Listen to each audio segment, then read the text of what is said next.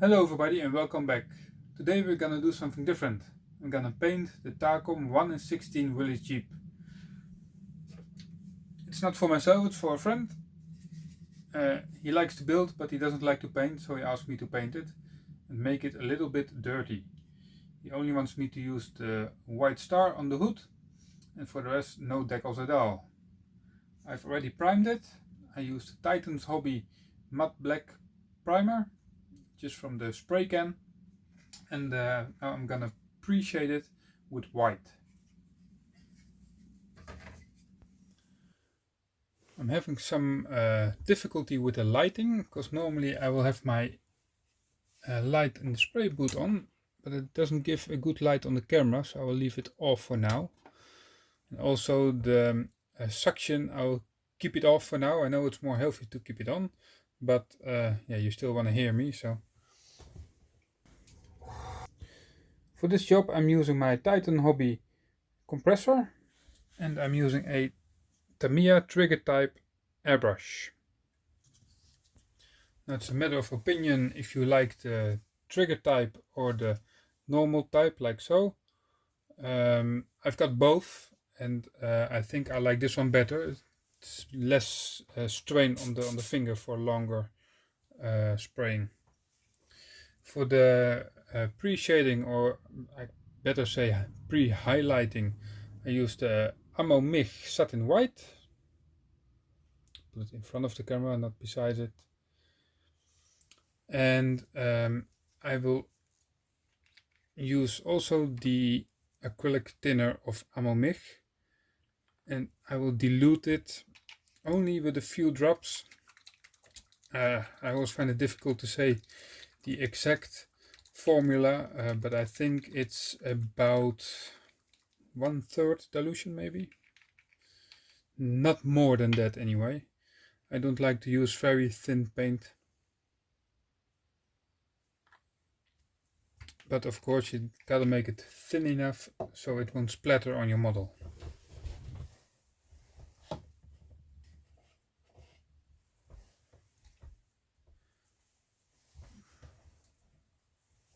I've got both the acrylic thinner and the atom thinner, but since this is normal MIG paint, I will use also the normal MIG thinner.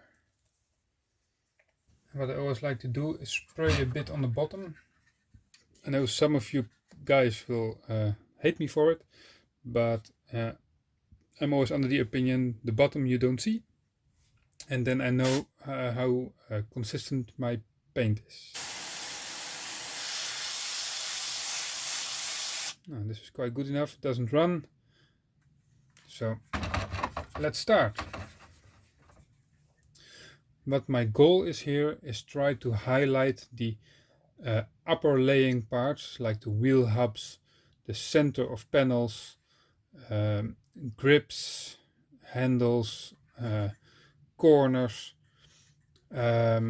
just so you get an instant feeling of depth when you put on the base coat layer. Especially when you work with the airbrush, you can apply really thin layers so the bottom layer shines through, and it gives an instant nice effect and feeling of depth of your model.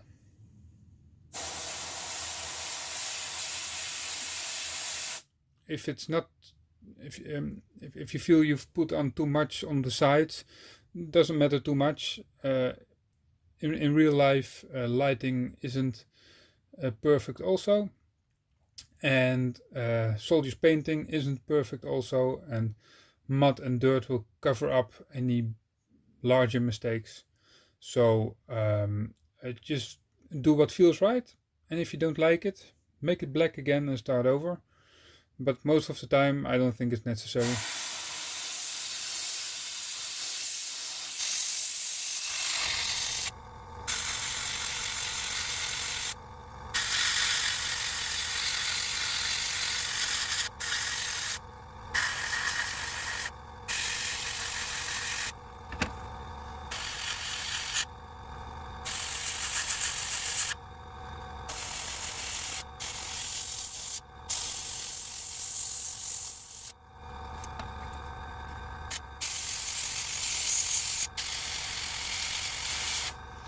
Now, don't use examples from a book for this. I'm just following my feeling, but I think looks good. Some of you might agree, some of you might disagree. In the end, it all comes down to personal taste. And if you like it, well, it's your model, then it's okay.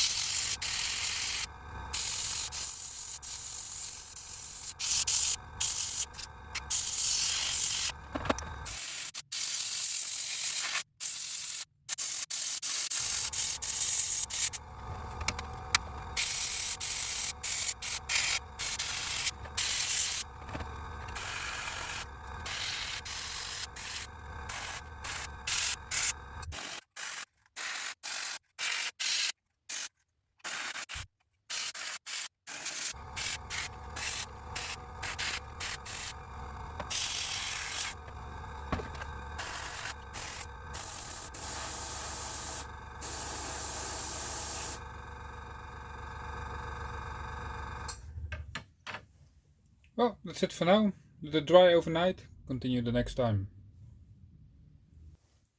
So I let it dry for a night.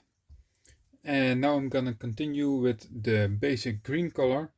For this I'm gonna use MIG dark olive drop. I already did a test spray, it's still a bit wet. I have to see how the color would turn out. And I'm gonna apply it in thin layers and try and build it up so we won't destroy the depth we created with the black and white.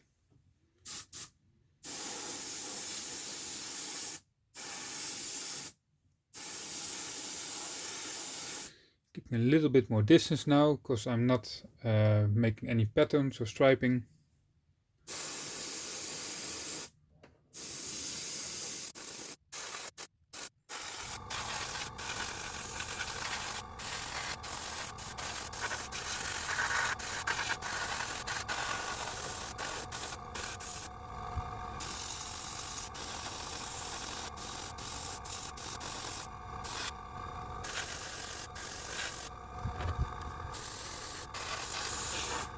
And being careful not to overspray because at this stage of painting it would be harder to clean up.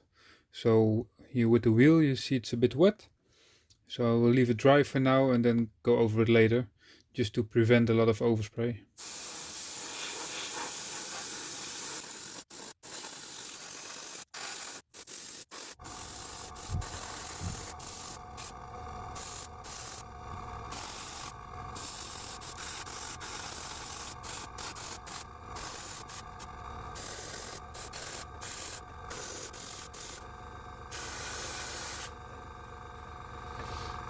And normally I would choose to paint details like the ammo cans and the jerry cans separate, but my friend already glued it into place, so we'll make do with what we've got. For now I will just paint them in the base color and give them a slightly different color later in the process.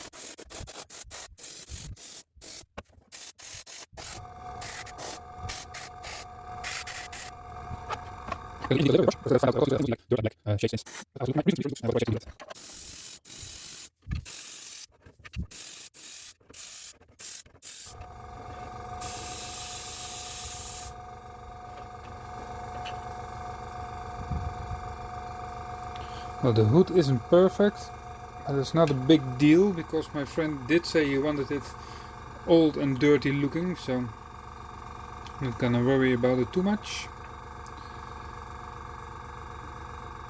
If you do work for somebody else, it always depends on what they want that you try to recreate for them.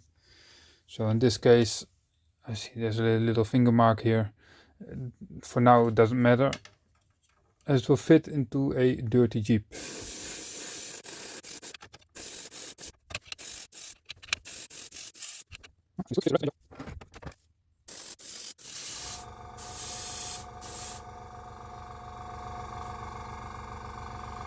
Let's call it finished for now.